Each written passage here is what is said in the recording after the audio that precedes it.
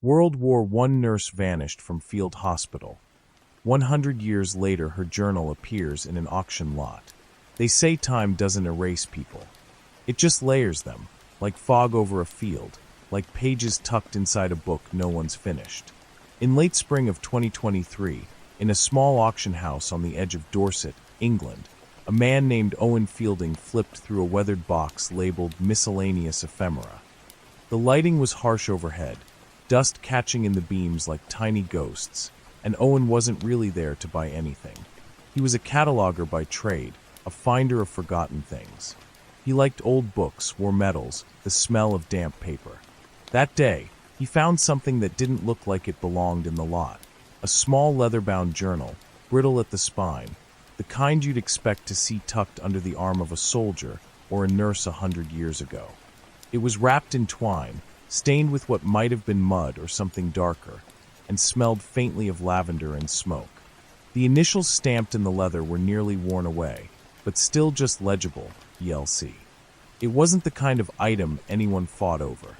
The lot sold for £42, a box of yellowed letters, a cracked monocle, a tin of buttons, and the journal. Owen took it home out of instinct. But it wasn't until that night, under the soft lamp on his kitchen table, that he opened the cover and saw the inscription. To be returned, should I not? E. L. Childs. Vimy Ridge, 1917. His breath caught. Vimy Ridge. The name brought with it the ghost of history class, the horror, the mud, the bodies, the cold. He turned the page. Then another. The handwriting was clean, looping, methodical. It read not like a diary, but like a letter to someone she thought might come looking. Not an audience. A single person. Every word written like a breadcrumb laid in silence. He read for 2 hours without stopping. Eleanor Louise Childs, age 27. Voluntary Aid Detachment nurse.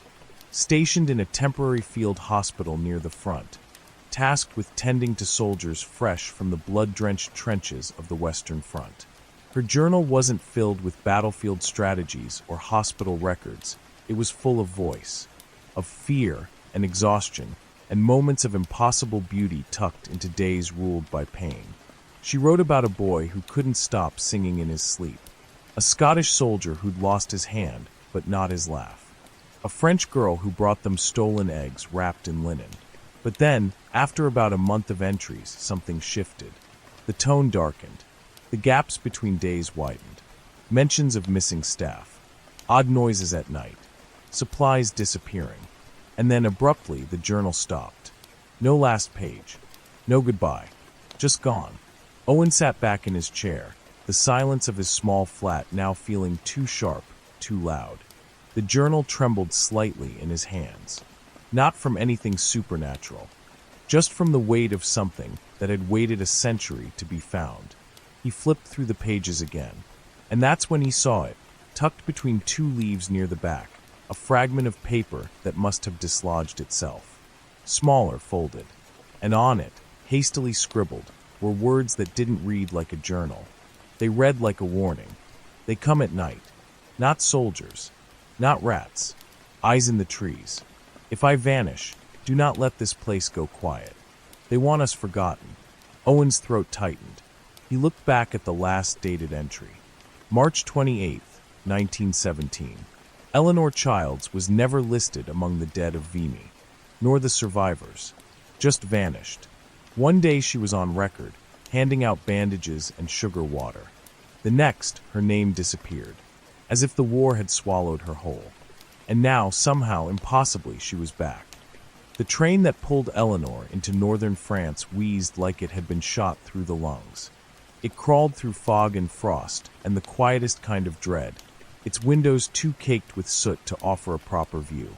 She sat alone in a corner compartment, her gloved hands clasped in her lap, a wool coat too large for her frame buttoned up to the throat.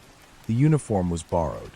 Almost everything she owned now was boots from a Red Cross locker, a tin brooch from a nurse who hadn't returned from Verdun, a hair ribbon from her sister folded into a pocket near her heart. The only thing that truly belonged to Eleanor Louise Childs was the leather-bound journal hidden under her blouse.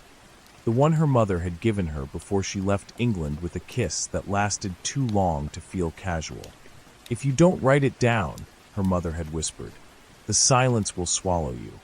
Eleanor didn't fully understand what she'd meant. Not yet, but she would. The field hospital near Vimy wasn't like anything she'd imagined. It wasn't really a hospital at all, just a patch of dry ground behind the ridge, lined with heavy canvas tents that bowed under the weight of cold wind and the low drone of war rumbling always in the distance. The mud was relentless, sucking at her boots with every step, and the air carried the sour stench of bleach and burnt cotton. Rows of cots stood inside each tent like uneasy gravestones, every one occupied by a body that barely resembled youth. Men no older than her, sometimes younger, missing limbs, missing voices, missing names. Their eyes always the same, wide, rimmed in red, fixed on something only they could see. Eleanor didn't flinch. Not at first. She introduced herself in quiet tones, listened carefully, worked fast. Her handwriting, she was told, was the neatest of the new nurses, a skill that landed her on record-keeping duty 3 nights a week. She stitched wounds, changed linens, learned how to roll cigarettes with one hand. And when the groaning and screaming finally dipped into a lull, she wrote. Not for posterity, not for history, just to keep from forgetting who she was before the sound of torn flesh and boys calling for their mothers became her everyday. "Today," she wrote on March 2nd, "a soldier asked me to tell his fiancée that he still had her photograph. He was blind. It had burned in the fire. I told him yes anyway. But the hospital didn't stay still. It shifted, subtly then more obviously. At first, it was supplies going missing. Morphine vials, gauze, lantern oil. Then it was names. A runner named Elias who delivered dispatches between command and Triov disappeared on the way back from the ridge. A medic named Greenway never returned from the latrine. No one panicked, not openly. War made people vanish all the time. But Eleanor noticed something no one else mentioned. The silence in the woods changed. It wasn't just still. It watched. The trees, skeletal leafless, seemed to lean inward at night. And sometimes just past the last row of tents, a flicker of motion. Not enemy scouts. Not animals. Something slower. Lower. She mentioned it once to Sister Abernathy, the sharp-faced matron who ran the camp with quiet efficiency. Abernathy looked at her for a long moment, then simply said, "Don't go walking alone after dusk." Eleanor stopped asking. Instead, she wrote, March 9th, the snow came back. 5 new soldiers in. 2 dead before tea. I think I'm forgetting what laughter sounds like. There's something in the trees at night.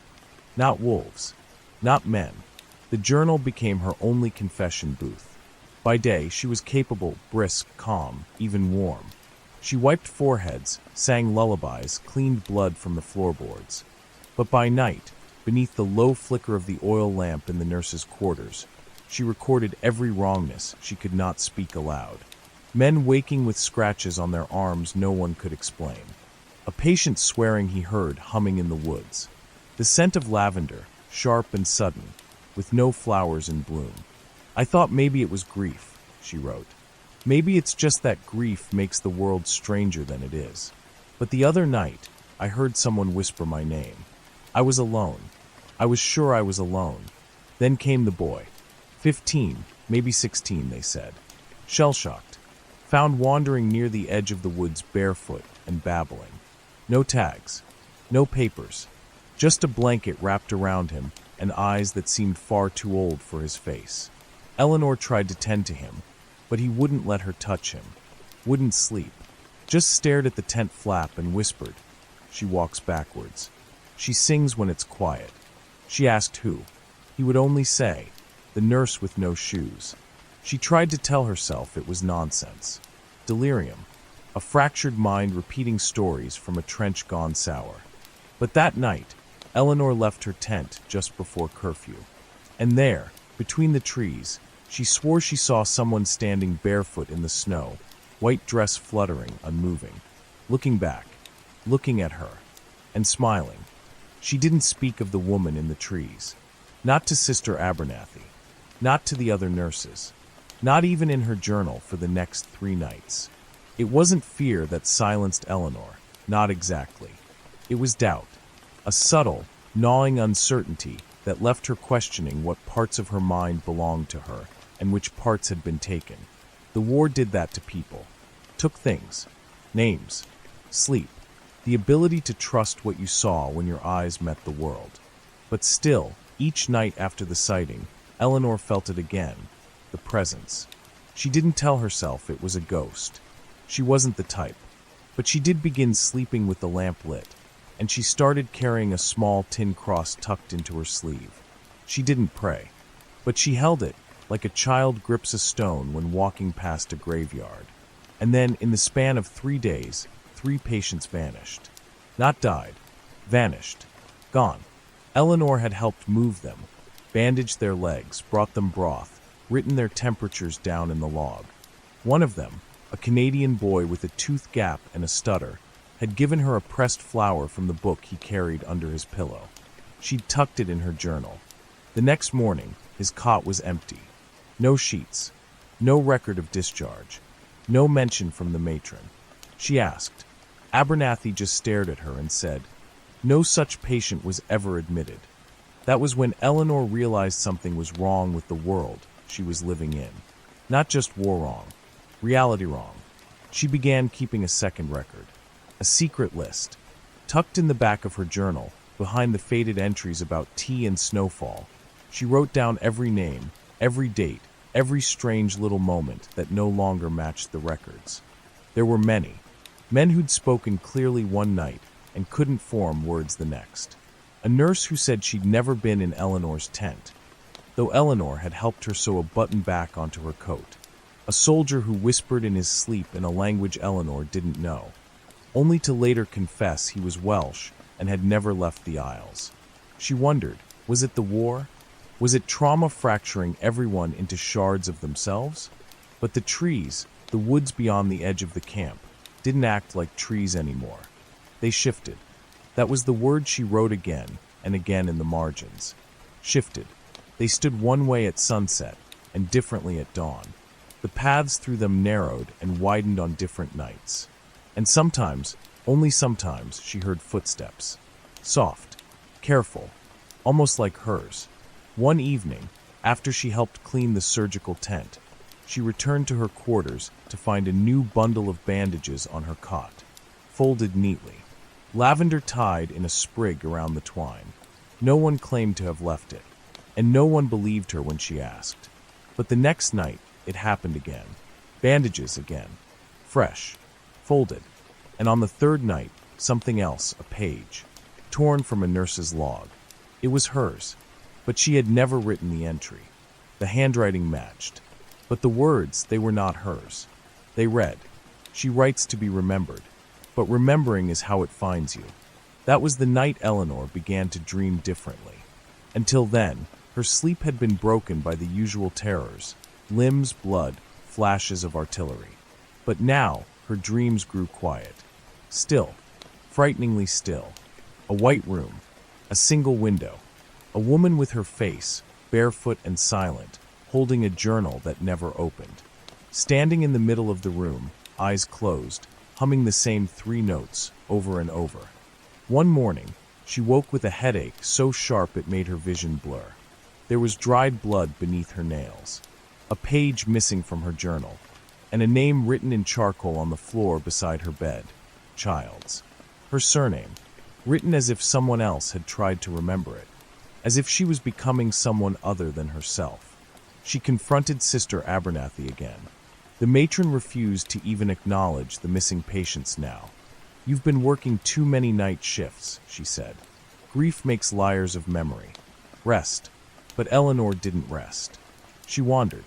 At night, after the final bed checks, she left the tent and stepped into the woods. Not far, just enough, to feel the cold again, to test if the dream woman was waiting. And once, just once, she saw her. Not standing still, not beckoning. Walking, backwards, down an invisible path that wound between the trees, feet bare, dress white, journal clutched in both hands. The same 3 notes from the dream hummed under her breath. And that night, Eleanor didn't sleep at all, because when she checked her own journal before dawn, the final page had already been written, by someone else, in her own hand. I am still here, but I will not be for long. And when I am gone, I will leave only what I can. The next morning, Eleanor told herself she'd imagined it, that she hadn't walked into the woods, that she hadn't seen the woman in white humming her name in a voice she could almost recognize. She dressed. She braided her hair. She brewed tea that went cold before she touched it. She tended to the wounded. Life such as it was continued. The smell of iodine and rot. The moan of men in morphine-fueled sleep. The muffled bark of officers outside the tents. But even as she wrapped wounds and restocked bandages, Eleanor felt the weight of something hovering just beyond her reach. Not dread. Not yet. Something quieter. A murmur that pressed against the inside of her skull like steam trapped in a kettle. A sense that her name had been spoken, and not just by a person, by a place. And once a place calls you, it doesn't stop. That night, the dreams returned. Stronger. She was back in the white room. But this time, the window was gone. The woman still stood in the center, still barefoot, still humming. But now she held 2 journals. One pressed to her chest. The other laid open at her feet, pages turning despite the still air. Eleanor woke with the taste of soil in her mouth. Actual soil. Gritty. Metallic. Her tongue was black at the edges. And when she reached for her journal, it wasn't where she had left it. She found it beneath her cot, spine broken, pages damp. Someone had tried to tear something out, but not completely. One sheet still clung by the corner. It read, "If you want to know, follow where I failed." It wasn't her writing, but it was her handwriting. She began asking quiet questions.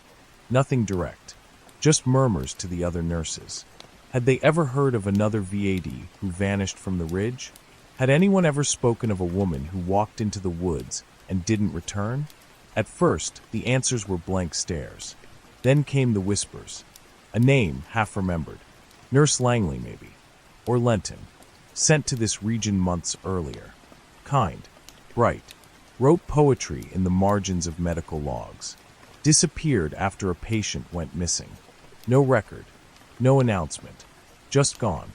And another name. Or maybe a myth. Lily. A nurse who never registered. Never showed up in group photos. But soldiers swore they'd seen her. White dress. No shoes. Lavender in her hair. Eleanor wrote it all down. Until one night, the journal was taken again. And when it returned, there was a new entry at the very front, the first page, which she hadn't touched since arriving. The date was March 28th, 2 days in the future. The entry read, "I went because I had to know. I left no note. I wore my shoes, but I do not remember taking them off. When you find this, let me be more than a story." She tried to stay awake. She tried to fight the pull. But it wasn't sleep that took her. It was silence. And when she came to, she was standing at the edge of the woods again, coat unbuttoned, hair down, journal clutched in both hands. She didn't remember walking, didn't remember leaving the tent. But she was there, and the woods were open, welcoming, alive. A corridor between trunks lit with moonlight that didn't come from the sky. Something old lived here. Something not cruel, not kind, just watching, waiting. She stepped forward once, then twice.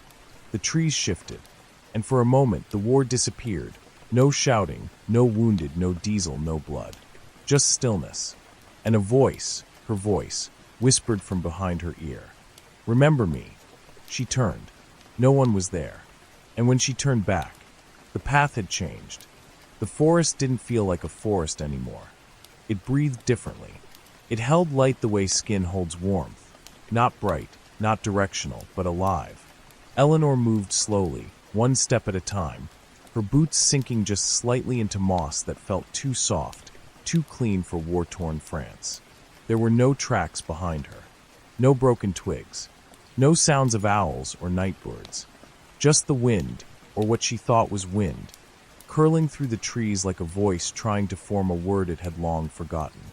She didn't call out. She didn't ask where she was. She knew. Somewhere she was never meant to see. Somewhere that existed only for those who had vanished. Her breath stayed shallow, her journal pressed against her ribs as if it might anchor her to what was left of herself. And then, without announcement, without reason, the woods opened. Into a clearing. Small. Circular. At its center, a stone table, cracked and laced with moss, like an altar built not to worship but to remember. Around it, fragments. Not bodies, not bones, but objects. Shoes, worn leather flats, a nurse's buckle still clinging to one, a bloodied armband, a shattered pocket mirror, a page torn from a hymn book, and a single medical tag that read, Langley A. Eleanor knelt. She didn't touch anything, just looked. And for the first time since arriving in France, she cried. Not loudly, just enough to let the silence know she was listening. Then something moved, not behind her, from within the trees. A figure stepped into the clearing, not the woman from her dreams. Not exactly. This one was taller, straighter, wore a uniform like hers, same red cross on the sleeve, same gray-blue dress, but no shoes. Her face was pale, her eyes dark and wide. Her hair hung loose, tangled with bits of leaves, and her arms held something, a journal. Not Eleanor's. Another. The woman looked at her. Not accusing, not pleading, just tired. Then she spoke, one word, dry and thin and wind-carried. Finish. She stepped forward, slow, deliberate, and placed the journal on the stone table. Then turned, and walked back into the woods. Backwards. Eleanor stayed frozen. Then rose, legs shaking. She approached the table, picked up the book. Her fingers trembled as she opened the cover. Inside, the same looping handwriting. Her handwriting, only it wasn't hers. Page after page of entries she had never written, dated across weeks she had never lived. Some described the hospital. Some described her. She hums when she's afraid. She writes when she forgets her name. She walks even when she dreams. The entries shifted in tone, from observation to desperation, from she to I, and the final page, blank, except for a single unfinished sentence. If someone finds this, let them know I. Eleanor closed the book. The forest was quiet again. Then, a sound behind her, the soft flap of canvas. She turned, and somehow, impossibly, the clearing was gone. The forest was gone. She was back in the hospital, in her cot, the lamp still lit, the journal still clutched to her chest. But her boots were soaked, and her hands were covered in moss. Eleanor didn't tell anyone the next morning. What would she say? That she'd wandered into a forest that no longer existed? That she met a woman wearing her own hands? That she held a book full of memories she hadn't lived? No. She simply washed her face, buttoned her coat, and returned to her duties. The wounded still needed tending. The tea still needed boiling. The death sheets still needed signing. But everything felt thinner now, the tents like paper, the air like gauze, the voices around her muffled, as if heard through water. The only thing that still felt real was the journal. She kept it close, even closer than before. Tucked beneath her bodice, it warmed against her skin like a second heartbeat. And in stolen moments, behind the tent, in the medic's storage, near the well, she read. Slowly, carefully. The entries weren't just familiar. They were intimate. The way the author described the feel of salt drying on her lips after long shifts. The way she noted the pattern of freckles on Sister Abernathy's left hand. The way she dreamed, always of trees, always of backwards footsteps. And then, halfway through the book, Eleanor found her own name. Eleanor Childs is here now. I saw her standing at the tree line. She writes like I did. She doesn't know yet that the forest doesn't forget. She closed the journal. Her fingers were shaking. Who was this voice? Not just a woman. Not just a nurse. Someone who had been watching her before Eleanor had even known what she was walking into. Someone who knew what she would do before she did it. She began noticing the changes again. More men missing from their cots. More nurses forgetting each other's names.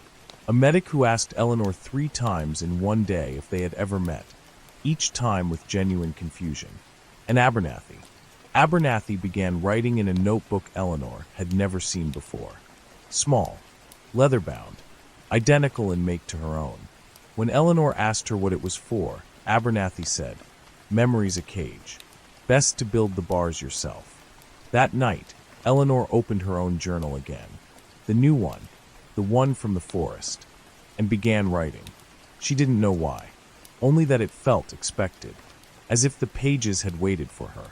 She wrote about her day, about the man who died calling out for his brother, about the way the wind carried music that wasn't there, about the sudden smell of lavender in the water tent, even though no one had brought flowers. Each word steadied her. Each line felt like a thread anchoring her to the now. But when she flipped to the front again, she noticed something impossible. The inscription, the one on the first page, was no longer blank. Someone had written it since she last opened it. "To be returned, should I not? E. L. Childs. Vimy Ridge, 1917. She hadn't written it. Not yet. But she would. She had seen this book before. Would see it again. Because it would be the one they found, 100 years from now, in a dusty lot, inside a forgotten box. She had seen her own handwriting on its cover before she'd left England. She just hadn't remembered it until now. Because that's what this place did. It didn't kill you. It folded you. Into story. Into silence. Into pages. And once you were part of the journal, you were never fully gone. Only waiting. She didn't sleep that night. She didn't eat the next morning. She only wrote. Because now she understood. This wasn't about her vanishing. It was about someone someday finding the page that still had her name on it. Eleanor didn't know how many days had passed. The war blurred time. So did fear. So did whatever it was that waited at the edge of the forest, soft and patient as a lullaby. She could still hear the artillery, yes, distant thumps rolling through the earth like thunder swallowed in sand. But even that sound now felt like background noise. The real sound, the one she couldn't stop noticing, was quieter, the turn of pages. Always just behind her. Always just out of view. As if someone was reading her life while she still lived it. The entries in the forest journal were still growing. She no longer wrote them, not with her hand, not willingly. But they were there. New pages, dated correctly, written in her voice but with details she didn't remember recording. One entry described her reaching out to a soldier named Lewis and telling him a joke to calm his nerves. The next day, it happened, just as written. She had never heard the joke before. It came from her mouth like a memory, and the boy laughed just before he died. The page was waiting for her that night, tucked between others. Lewis laughed, even though he wouldn't survive. That was a gift she gave him, even if she'll forget giving it. She was being written, and the more she was written, the more she felt herself fading from the world the rest of them lived in. A nurse she bunked beside, Mary Ridgewell, stopped calling her by name, then stopped talking to her altogether. Eleanor tried to wave to her in the dining tent. Mary looked through her, not past her, through her, like glass, like something already gone. That was the day Eleanor stopped fighting it. She knew what was coming. She knew, somehow, she wouldn't leave the ridge the way she arrived. She would disappear. She just didn't know how, or when, but she could still choose one thing, to be remembered. She began preparing. Not her belongings, not her coat, not her boots. No, she gathered stories, wrote them by hand, real ones, unfiltered, names, dates, truths. She copied down the things the forest couldn't twist. The names of the nurses who had already faded. Abernathy's strange journal. The patient who woke up speaking Greek when he only knew English. The moments that didn't fit into the logic of war. She folded these pages, sealed them in wax, and hid them in the lining of her old duffel bag. Left it under her cot, marked with chalk so anyone might notice. And she wrote one more letter. Not to her mother. Not to the War Office. To whoever would find the journal. The one she now understood, she had always meant for someone else. If this book finds you, it means I'm gone. Or, I've changed. or I was never meant to stay. I don't need you to believe what I've written. I only need you to read it. Every word is proof that I lived, that I chose to remember. And maybe, in some way, if you're reading this, you were always meant to remember too. She pressed the page flat, tied the journal shut with the last of her mother's ribbon, and placed it in the small wooden box she'd found near the supply tent. A box once used for morphine bottles, now lined with linen and lavender buds she'd stolen from Abernathy's tent. Then she did something strange, something she hadn't done since she was a child. She prayed, not to God, but to the next set of hands, the ones who would feel the leather and open the cover and see the words she left behind. She whispered, "Let them find me." And that night, the forest came for her. Not with violence, not with sound. She simply stepped outside, saw the same path, the same clearing, the same woman, waiting, not smiling, just ready, and Eleanor walked. She didn't pack, didn't leave a note. She only turned the lamp on, left it burning, so they'd know she hadn't planned to vanish, that she just had somewhere else she was meant to be. Owen couldn't sleep after reading the journal. Not for days. It lived on his desk now, wrapped in a fresh cloth and resting beneath a single lamp, as if it still belonged in a hospital tent and someone might come back for it. He'd read every page twice, some 3 or 4 times, and the feeling it gave him hadn't dulled. If anything, it had sharpened. There was something about Eleanor's writing, something too intimate to be fiction, too precise to be coincidence. It wasn't just that she described things that no one had documented, things like the missing nurses, the boy who spoke languages he'd never learned, the forest that seemed to fold space. It was that her handwriting changed, subtly across entries, as if more than one version of her had been writing, as if some entries had been recorded after she was gone. He had studied enough antique texts to recognize when paper lied. This one didn't. The ink was real. The age matched. The war-warped watermarks in the margins.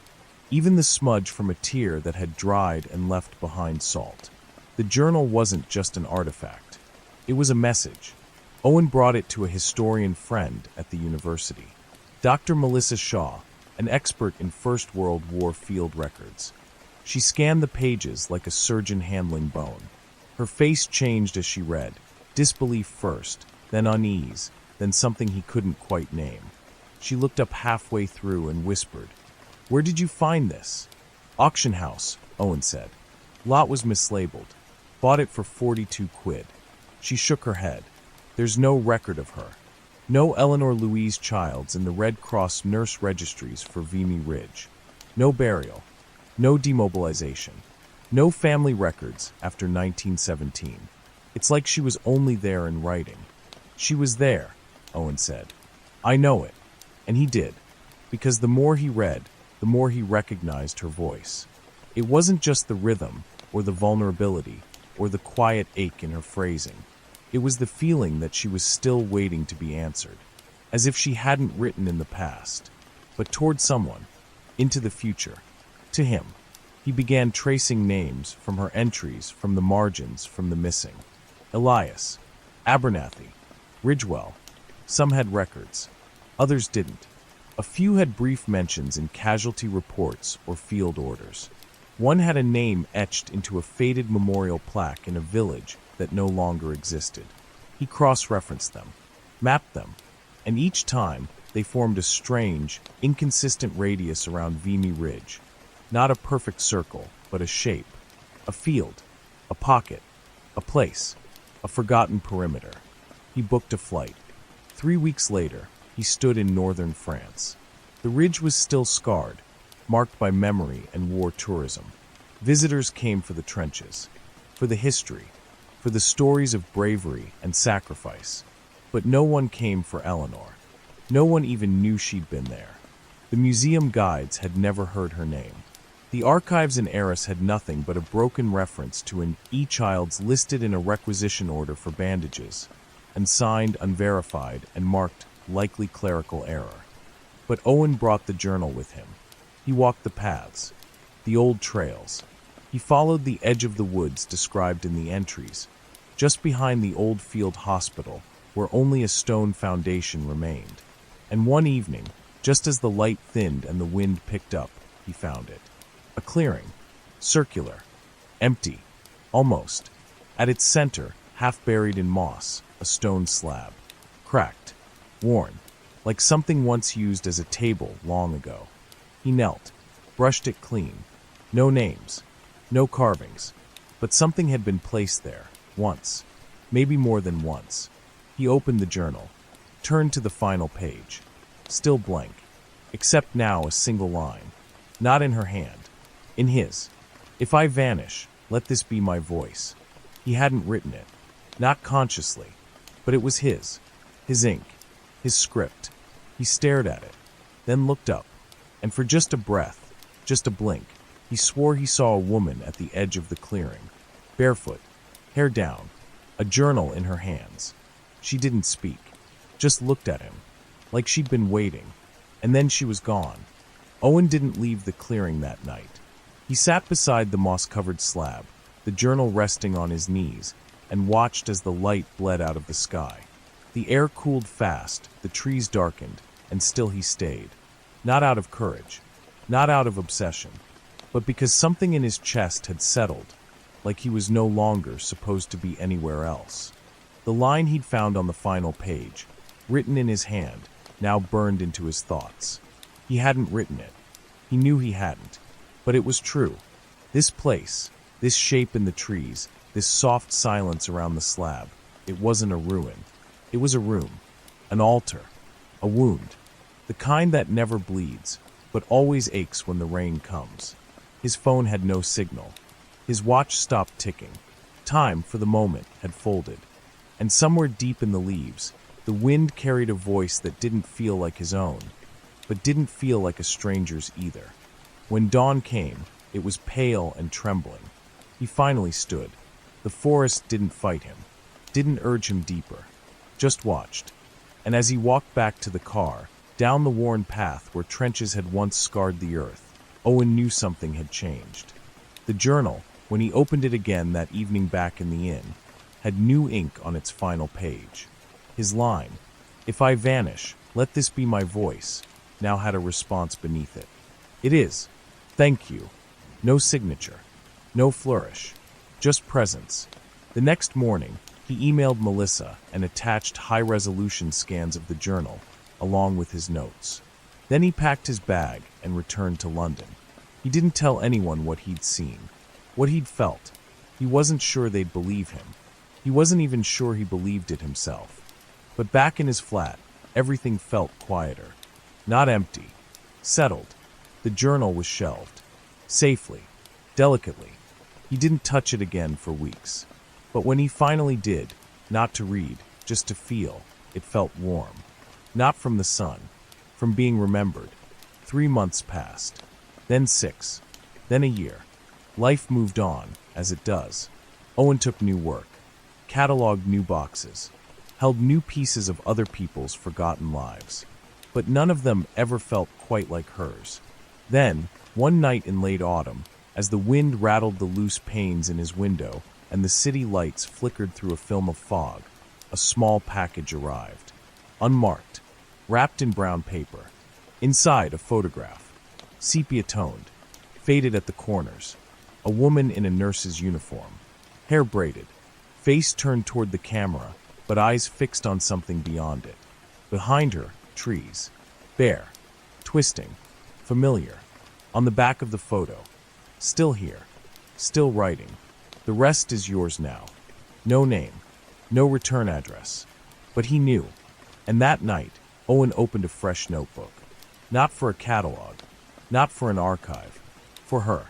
And for every name that never got spoken again after it disappeared in the woods behind Vimy Ridge. He wrote, "Eleanor Louise Childs did not vanish.